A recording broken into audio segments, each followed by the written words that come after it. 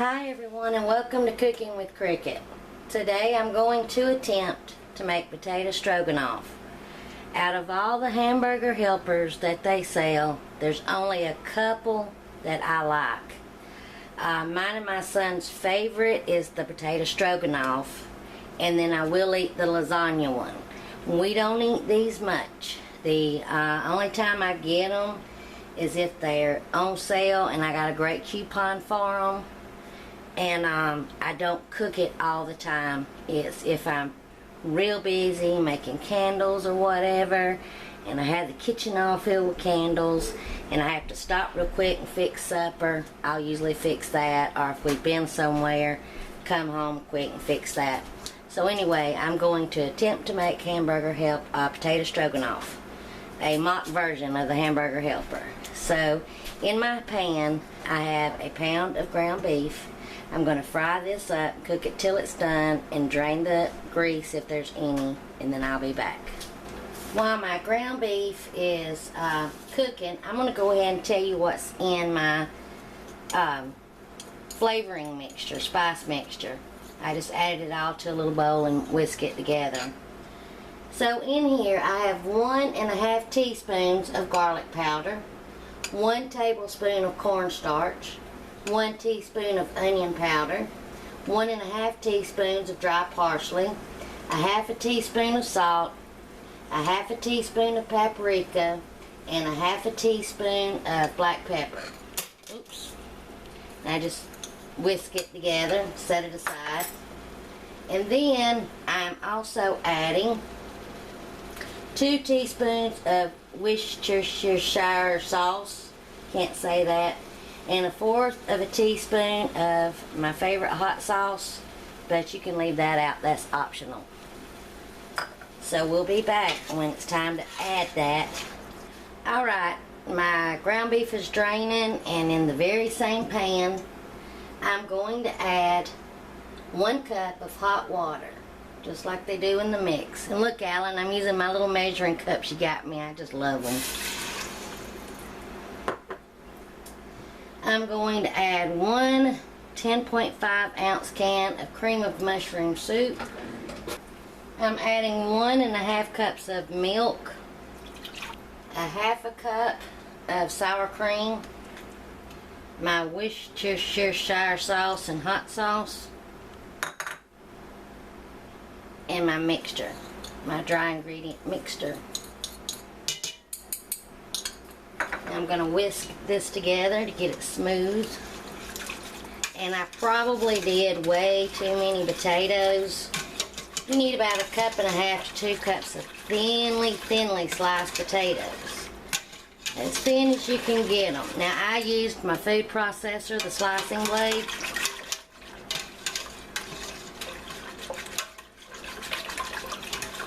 And actually this mixture already looks real thick. So I'm going to add about 1/2 cup more of hot water. Now I'm going to add my ground beef back in. Alright, that's enough for me. My husband and son love meat. I don't like meat all that much. In my pack there was a little bit more than a pound in there. So I'm going to freeze that and save it for another recipe. Alright, here are my potatoes. Real thin.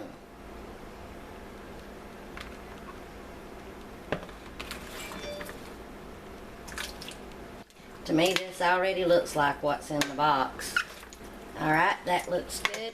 I'm going to, just like the box, we're going to bring it up to a boil. And then we're going to turn it down, cover it, and let it simmer until the potatoes are done. That could take anywhere from 15 to 30 minutes. If you notice that you're running low in the liquid, just add a little bit more water. You can add water or milk. Let me bring this up to a boil, turn it down to a low simmer, put the lid on it, and I'll time it to see how long it took my potatoes to get done. Sometimes, like I say, I get potatoes and they'll cook to mush right away, and sometimes it seems like it takes forever for them to become soft. So I guess it just depends. And I would stir it throughout too to make sure it doesn't stick or anything. So it's starting to come up to the boil. Now this already looks real good. And I was thinking about, actually, since all of your garlic powder and onion powder and all that's in dry form anyway, if I could find the dehydrated sliced potatoes, you could actually make a good Christmas gift. Just mix the spice packet together, seal it up, put some dehydrated potatoes in there, and just write the directions, and that might make a good Christmas gift. I like getting stuff like that myself, and I like making good Christmas gifts too. So we'll be back. It's about time for me to turn it down, cover it, and let it simmer. And remember, stir it occasionally. Okay, we're 20 minutes into cooking. I've been stirring it.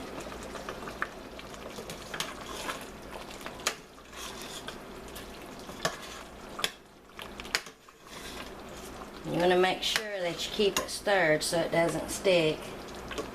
The potatoes are just starting to get soft. So I'll check them again in about 5 more minutes.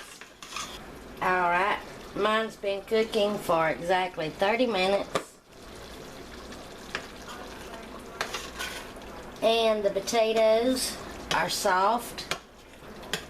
So I'm going to turn off the heat, remove it from this eye, uncover it, and let it stand for a few minutes to thicken up. Now I just have tasted this. I tasted the potato to see if it was soft, and I could smell it, so I did add just a little bit too much garlic powder. I would probably reduce that by half next time and add just a half a teaspoon of garlic powder. So I didn't taste the sauce or nothing, just a little bitty potato just to see if it was tender, because I want to taste the whole thing on camera. So now I'm going to remove this from the heat, let it stand for a few minutes, and then we'll be back and I'll try a bite. Alright, here's my finished potato stroganoff. Looks like what comes out of the box. Looks exactly like it. And I don't like mushrooms, but using that cream of mushroom soup, it blends in so well you can't even tell you have them in there. So let me take a bite. Okay, I like it.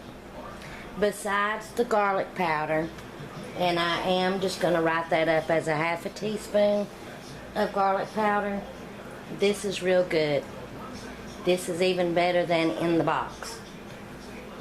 So, and actually, I know what's going in it. So, I really like this, and I'm going to try to find me some dehydrated potatoes, and I'll probably just mix up my spice packet and just add some dried potatoes. And if I get some dried potatoes, I will remake it with that so we can know exactly how much to add. Now let me show you how I'm going to eat this now. It's got to be loaded down with black pepper, and I eat it with just plain bread. And then I have to add my hot sauce. I don't like spicy, but this really doesn't get that spicy. It just has a good taste to me. Just the Great Value Louisiana hot sauce. And I'll just eat this with plain bread. So I'm going to be trying to make the other. I'm going to try to find the little lasagna noodles and even try making the other hamburger helpers and stuff. So anyway, this turned out real good, and I hope you enjoy. Have you made any homemade hamburger helpers? Let me know. I know Fritz has, with Fritz's Cooking Again, and it looked wonderful. So anyway, I hope you enjoy.